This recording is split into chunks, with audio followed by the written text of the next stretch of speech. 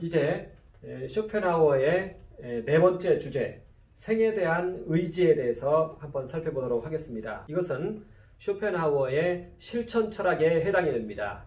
칸트의 실천이성 비판과 병행을 이루는 그러한 내용인데요. 물론 그 내용은 완전히 다릅니다.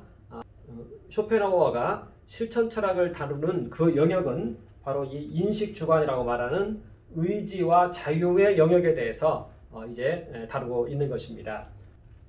의지와 자유의 영역에 대해서 이제 다루고 있는 것입니다. 칸트도 의지와 자유를 실천이성 비판에서 다루었습니다. 그래서 그곳에 있는 많은 주제들을 이곳으로 가져와서 이야기를 하고 있는 것이죠.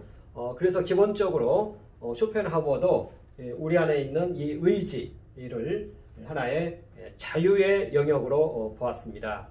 의지에 자유가 있다는 것이고, 또 이 의지는 인과율로부터 자유하다, 이런 의미에서의 이러한 자유를 말하고 있는 것입니다.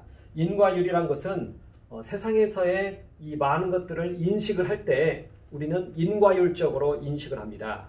그런데 우리 안에 있는 그 의지는 이 인과율적인 이 의지를 넘어서는 요소가 우리 안에 있다는 것을 말하고 있는 것이죠. 이것이 바로 이 의지의 영역이고 자유의 영역인 것입니다. 그래서 쇼펜하우어의 실천 철학은 우리는 어떠한 도덕적인 행위를 해야 한다, 이런 형태로 열거되는 것을 반대합니다. 그것은 기본적으로 자유를 말해놓고 자유를 억압하고 있다, 이렇게 얘기합니다. 그래서 그러한 형태의 실천 철학은 반대합니다.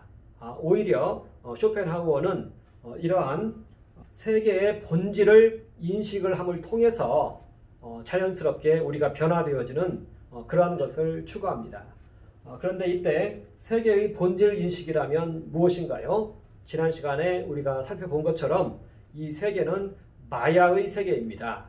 환상의 세계이고 하나의 표상의 세계에 불과합니다. 여기에 대해서 여러 가지 이 본질을 알음을 통해서 여기에서 나타나는 인과율적인 요소, 예를 들어서 세상적인 하나의 그러한 그 요소, 세상에서는 성공해야 행복하다랄까, 이러한 여러 가지 인과율적인 요소를 넘어서려고 한다는 것입니다. 그것을 본질 인식을 통해서 그것을 한다, 이렇게 그의 방법론을 얘기하고 있습니다. 이 쇼펜하우어의 이 의지의 자유는 생성 소멸을 야기시키는 그 이유율로부터 벗어나려고 하는 그런 형태로 그의 실천 철학을 전개하고 있다는 것이죠. 세상을 초월하려고 하는 그러한 형태로 그의 방향을 설정하고 있다는 것입니다. 그러면서 이제 먼저 이 의지에 대해서 한번 살펴보고 있는데, 의지 이기주의라는 그러한 용어를 씁니다. 우리 안에 있는 이 의지는 이러한 거대한 절대적인 의지로부터 이 의지를 분유받은 것이기 때문에 이 의지의 이 본성은 이 의지를 마치 자기 것처럼 알고 행사한다는 것입니다.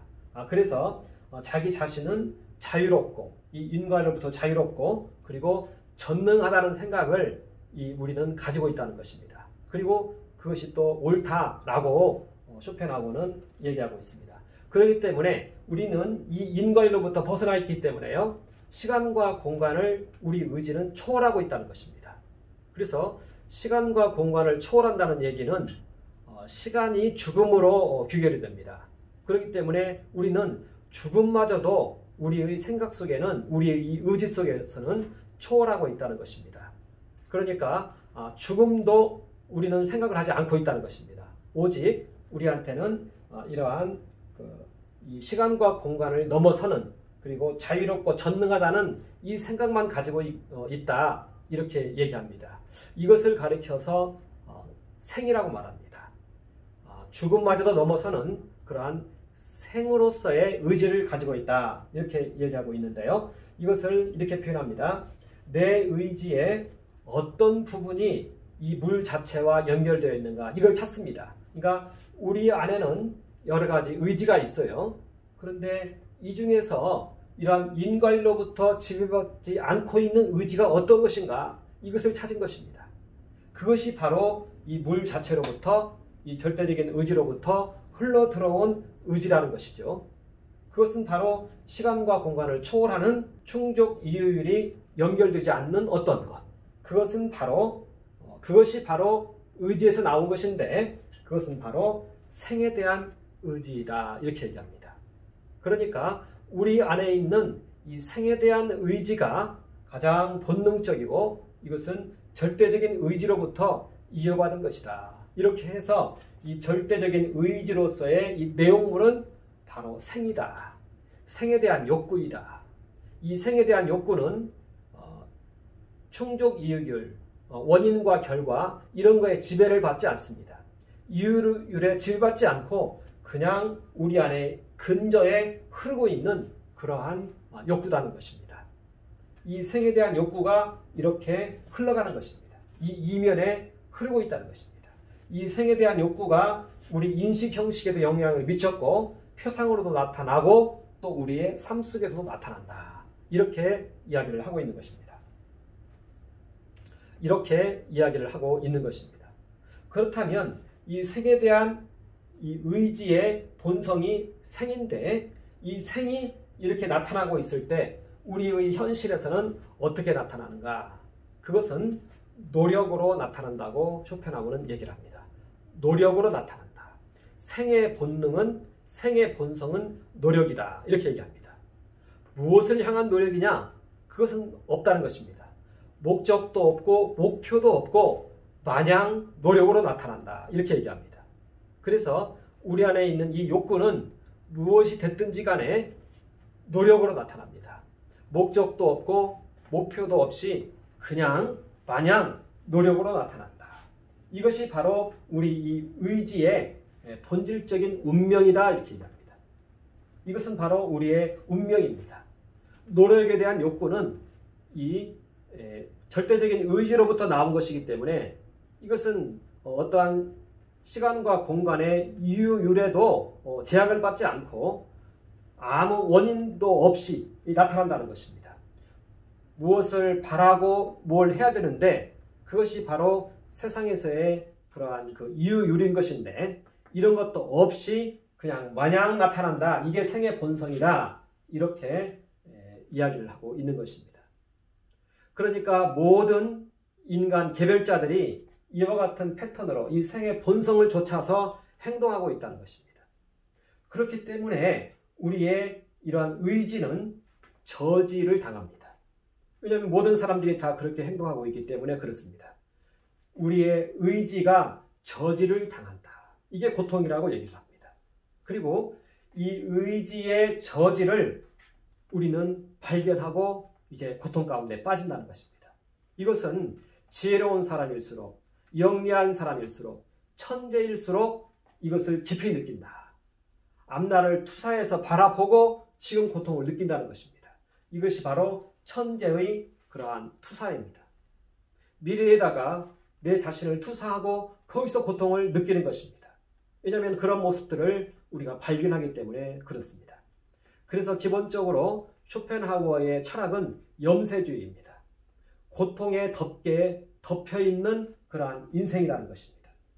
그리고 우리 인생들이 행복이라고 정의하는 것들을 바라보면은 이 고통으로부터의 일시적인 해방을 행복이라고 말한다는 것입니다. 그러니까 인생들이 가지고 있는 그 행복은 상당히 소극적인 행복이다. 잠시 일시적인 이 고통에 대한 그 고통을 피하는 것이다. 이렇게 이야기를 합니다. 그러나 기본적으로 우리 인생의 기본은 고통이다. 이렇게 말합니다. 이것이 바로 쇼펜하우어의 염세주의입니다. 그러니까 이 의지로부터 우리 본능이 출현해서 우리로 하여금 열심히 노력을 하게 하는데 이 노력의 결말은 모든 사람들이 이 노력 가운데 빠져서 서로 다투고 있는 고통 가운데 빠져 있는 그것이 이 인생의 그러한 모습이다. 이렇게 이야기를 하고 있는 것입니다. 이것이 바로 쇼펜하우어의 염세주의입니다. 자, 이제 그 고통의 내용들을 좀 개별적으로 살펴보면 이와 같습니다. 우리의 이 노력은 생의 실현을 위해서 우리는 끝없이 노력을 하는데 이것을 가리켜서 생에 대한 의지의 긍정이라고 말합니다. 이 생에 대한 의지가 그와 같이 작동을 하고 역사를 한다는 것입니다. 인간이 겪는 고통은 바로 이 의지의 긍정에서 나왔다 이렇게 말합니다. 그렇다면 이 의지의 긍정이 가장 강하게 표출되는 것은 어디인가? 인과율의 제약이 없이 곧바로 세상에 표출되는 것, 이것이 바로 의지의 긍정인데요. 그것을 사실은 쇼펜하우어는 성욕이라고 얘기합니다. 이 성욕은 어떤 인과율의 제약을 받지 않습니다. 그냥 마냥 흘러나옵니다. 어떻게 보면 생에 대한 의지의 가장 적나라한 표출일 수가 있다 이렇게 우리는 말할 수 있습니다. 그리고 이 성욕을 추적해보면 이것은 생존 본능과 종족 본능의 욕구로 구성되어 있다 이렇게 이야기합니다. 그리고 이 생존 본능과 종족 본능의 이 욕구는 이제 우리에게서 이기심으로 출현을 한다. 이 생존을 위해서 사람들은 이기심을 발동을 하는 것이죠. 우리는 그래서 이 이기심을 정죄하면 안 됩니다. 이것은 생존 본능에 대한 욕구에서 출현한 것이기 때문에 그렇습니다. 그래서 여기에서 이제 이기심이 나타납니다. 그리고 이 이기심에서 서로 충돌을 일으키면서 이제는 부당한 행위가 나타난다. 그렇게 얘기합니다. 그리고 이 부당한 행위에 대해서 또 양심의 가책을 우리는 갖는다. 이러한 의지의 긍정, 이기심, 부당한 행위, 양심의 가책 이런 것으로 인해서 우리는 끝없이 고통을 당하고 있다. 이것이 우리 인생들의 그런 현실이다. 이렇게 얘기하고 있습니다. 그렇다면은 이러한 고통으로부터 해결되는 길은 무엇인가? 그것을 가리켜서 생에 대한 의지의 부정이다 이렇게 말합니다. 벗어나는 길로서 생에 대한 의지를 부정하는 것이다 이렇게 이야기를 합니다. 이것은 이 세계에 대한 본질을 제대로 인식했을 때 이런 것들이 나타나는데요. 이 세계에 대한 본질은 사실은 이곳은 마야의 세계라는 것입니다. 표상의 세계이고 환상의 세계이다. 또 플라톤식으로 얘기하면 그림자의 세계이다. 허상의 세계이다. 여기에 대한 인식을 통해서 이 생에 대한 의지를 부정함을 통해서 우리는 이 고통으로부터 자유로울 수 있다. 이렇게 말합니다. 그러면서 오히려 의지의 부정은 오히려 의지의 형이상학을 완성시켜준다. 절대자를 만날 수 있는 그러한 길이 여기에서 오히려 열린다. 이렇게 이야기합니다. 그래서 이러한 의지의 부정은 성욕 억제, 이기심 억제, 그리고 남을 위한 삶 이렇게 이야기를 합니다. 그러면서 그 방법으로서 예술과 동정심과 금욕을 얘기하는데요. 여기에서의 이 예술은요, 칸트의 판단력 비판에 좀 잘 나타나 있는데 이 예술 안에 있는 이 감각은 인과율을 넘어서 있습니다. 목적론적으로 그렇게 우리가 설계되어 있습니다. 그래서 이 예술을 통해서 우리는 인과율을 벗어나는 그런 숭고 감정을 느낄 수 있다. 이렇게 얘기했는데 그 내용을 고스란히 여기에 가져온 것입니다. 우리는 예술을 통해서 잠시나마 이 세상의 인과율로부터 벗어날 수 있다. 이렇게 이제 쇼펜하우어는 얘기를 하고 있습니다. 그 다음에 동정심을 얘기하고 있는데요. 이기심에 이 반대되는 내용이죠. 모든 세상에 있는 것들이 이 물 자체로부터 나왔다. 한 의지로부터 나왔다. 이것을 인식함을 통해서 우리 이 모든 만물들에 대해서 나와 동일한 그러한 존재들이다. 함께 연대해 있다. 이러한 동정심을 통해서 우리는 이 이기심으로부터 극복될 수 있다. 이렇게 이제 이야기를 합니다. 이것은 우파니샤드의 베단타 철학에서 많이 하는 이야기인데요. 이것을 지금 쇼펜하우어는 여기에 원용을 하고 있습니다.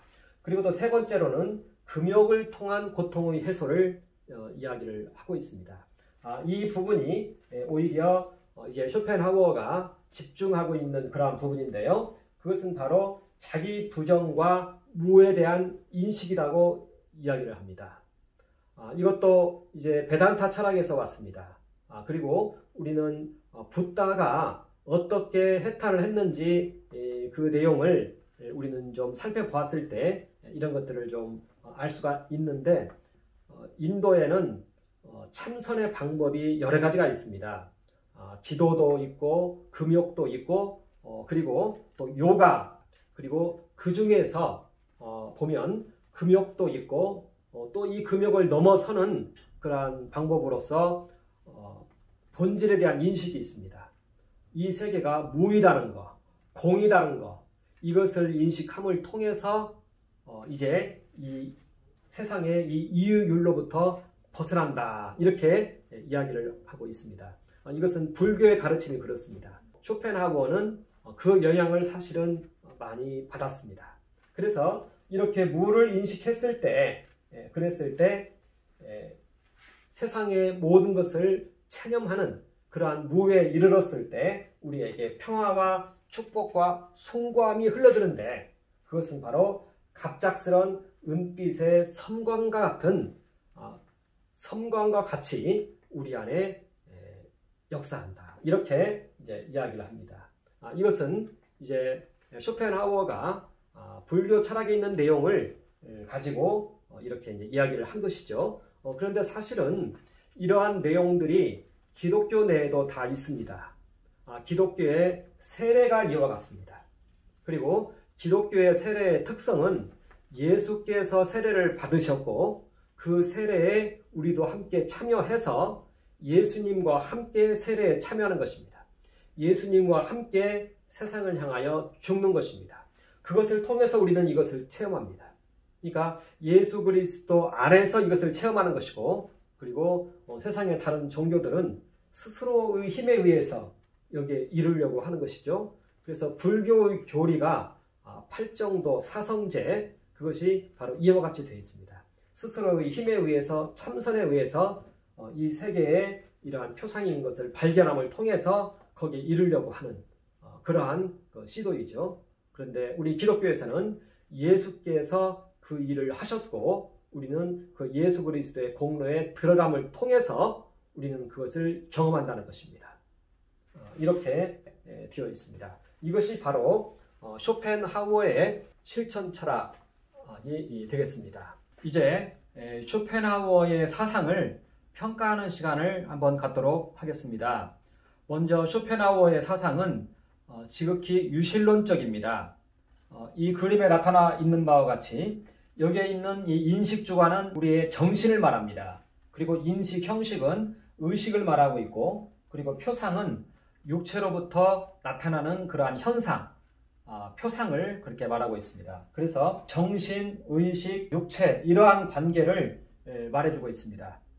그리고 이 인식 주관에 의해서 표상이 형성되고 있기 때문에 정신적인 것을 우선적인 것으로 봅니다. 그래서 정신적인 것에 육체적인 것이 이렇게 따라오는 이러한 형태를 가지고 있습니다. 그리고 이 인식 주관이라는 것도 하나의 거대한 절대 정신과 같은 이 의지로부터 이렇게 힘을 공급받아서 이렇게 표상을 형성시키는 이러한 형태로 되어 있습니다. 그래서 정신적이고 유실론적입니다. 모든 철학은 전부 유실론의 바탕을 두고 있습니다. 그런데 이단에 속하고 있는 그 철학이 간혹 존재하는데 그게 이제 유물론 철학입니다. 막시즘이 그 대표이고요. 그런데 유물론 철학은 하나의 근거가 없는 철학입니다. 그럼에도 불구하고 오늘날 세계는 큰 두 가지의 체계에 의해서 싸움을 하고 있는 그런 가운데 있습니다. 이 공산주의 사상이나 이러한 것들은 유물론에 기반을 두고 있습니다. 그리고 민주주의 시장경제 이러한 체제는 유실론에 기반을 두고 있습니다. 그런데 이 양 세력이 크게 격돌하고 있는 그러한 모습을 가지고 있습니다. 그런데 철학을 깊이 공부를 해보면 철학은 거의 유실론 체계입니다. 물질에서 영혼이 나왔다, 물질에서 정신이 나왔다, 이러한 것들은 이 체제에 의하면 통하지 않습니다. 그런데 막시즘의 결국은 끝까지 가다 보면은 결국은 물질에서 정신이 나왔다, 이렇게 이제 말을 하고 있는데 그것은 이제 틀린 얘기가 되어지는 것이죠. 자, 그리고 두 번째로 쇼펜하우어의 이 철학은 이론론적입니다. 그래서 이 의지로부터 힘이 나와서 인식주관과 인식 형식을 거쳐서 표상을 일으키고 이 표상이 또한 이 세계를 형성하는 이러한 형태로 이론론적으로 되어 있습니다. 그런데 우리가 신화나 성경을 보면은 이렇게 일방적인 이론론으로 되어 있지 않다는 것을 우리가 알 수 있습니다. 신화가 보이지 않는 세계가 우리에게 하나의 계시처럼 주어지는 그러한 통로가 되어 왔는데요. 이 신화의 영향을 크게 받은 철학이 그리스 철학입니다. 그래서 그리스 철학을 보면은 이제 플라톤의 경우에는 이와 같은 이론론 형태로 되어 있습니다. 여기에 있는 의지를 형상이라고 하고 있고요. 이데아라고도 하고 있습니다. 그리고 이쪽에 있는 이 세계는 이 이데아에 대한 형상에 대한 그림자와 같이 이렇게 이야기를 하고 있습니다. 그런데 이제 플라톤의 제자 아리스토텔레스는 이원론적인 형태를 취합니다. 그래서 이 이데아를 형상이라고 말하고 있고, 그리고 이쪽에 있는 그 세계, 이 사물과 관련해서는 진료라고 얘기를 합니다. 이 형상이 이 진료의 반영이 되어짐을 통해서 존재가 생성된다. 이러한 형태의 이원론을 취하고 있습니다. 이러한 모든 것에 대한 이 종합이 사실은 성경에 나타나 있습니다. 성경에 보면은요, 하나님이 천지를 창조하시니라 이렇게 말을 하고 있습니다. 그러니까 하나님이 계시고 천지할 때 이 천은 하늘을 말하고요, 지는 땅을 말합니다. 여기에서 우리 고대 교부들은 해석을 할 때 이 천을 형상이라고 해석을 했고요, 이 지를 진료로 해석을 했습니다.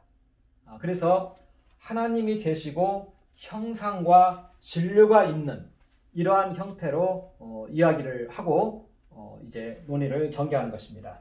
그래서 하늘에 있는 형상이 진료에 반영되어지는 것의 정도에 따라서 이제 존재가 생성되어지는 이러한 형태의 우주관을 가지고 있습니다. 그러니까 쇼펜하우어의 그 이론론이 거시적인 관점에서 보면은 틀린 것은 아니지만, 그런데 이러한 극단적인 이론론보다 오히려 이렇게 형상과 진료, 물론 형상이 그 앞에 있는 것이죠. 형상과 진료를 택하기도 하고, 그리고 기독교 세계에서는 하나님과 말씀과 성령 이렇게 대치를 해서 이야기를 하고 있는 것입니다. 그러니까 하나님 일자, 하나님이 계시고 일자의 마음이 의지라는 것입니다. 일자의 뜻이 의지라는 것입니다. 그리고 세계에 성령께서 생명을 주어서 창조를 이룬다. 이러한 형태를 성경은 가지고 있다는 것입니다.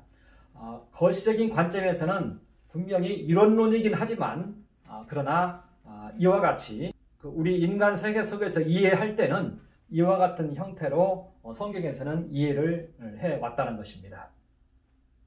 그래서 쇼펜하우어의 이러한 극단적인 이론론보다 오히려 이와 같은 복합적인 그러한 원인론이 오히려 더 설득력을 얻고 있다. 이렇게 얘기를 하고 있습니다.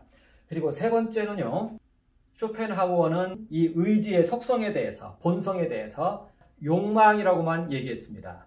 인과 율에 지배를 받지 않는 것으로서는 욕망만을 얘기했습니다. 그런데 칸트는 그의 실천이성 비판에서 도덕률이 또한 이렇게 인과율의 지배를 받지 않는다. 이렇게 얘기하고 있습니다. 그러니까 우리 안에 있는 이 양심은, 이 도덕률은 인과율의 지배를 받지 않습니다. 그리고 쇼펜하우어가 말하는 이 욕망도 인과율의 지배를 받지 않습니다. 그렇기 때문에 우리 있는 본성 중에서 인과율의 지배를 받지 않는 요소는 사실은 욕망만 있는 것이 아니라 우리 안에 있는 이 양심, 도덕률도 또한 인과율의 지배를 받지 않고 있습니다. 그러니까 우리 인간에 있는 이 의지, 이 본성은 이렇게 욕망만 있는 것이 아니라는 것입니다. 양심도 그 요소 중에 하나라는 것입니다. 그리고 오히려 성경에서는 이 양심과 욕망이 둘 다 존재하는데, 오히려 거듭남을 통해서 우선순위가 이렇게 양심이 그 1차적이고 그 다음에 2차적인 것으로 욕망을 이렇게 말하고 있다는 것입니다. 그러니까 쇼펜하우어는 욕망만을 가지고 그의 도덕 이론을 세웠습니다. 그런데 성경에서는 이 양심과 욕망을 가지고 도덕 이론을 세웠는데, 성경에서는 거듭남이라는 이야기를 합니다. 이 거듭남이라는 절차를 거칠 때 우리에게 우선순위가 바뀐다는 것입니다. 양심과 이러한 도덕적인 부분이 1차적인 우선순위를 이루고 그 다음에 여기에 따라서 욕망이 자리 잡는 이러한 형태로 이렇게 본성을 이야기하고 있다는 것입니다. 그래서 이렇게 쇼펜하우어의 의지와 표상으로서의 세계에 나타난 이러한 가치관을 이와 같이 전체적인 관점에서 한번 평가를 해보았습니다. 감사합니다.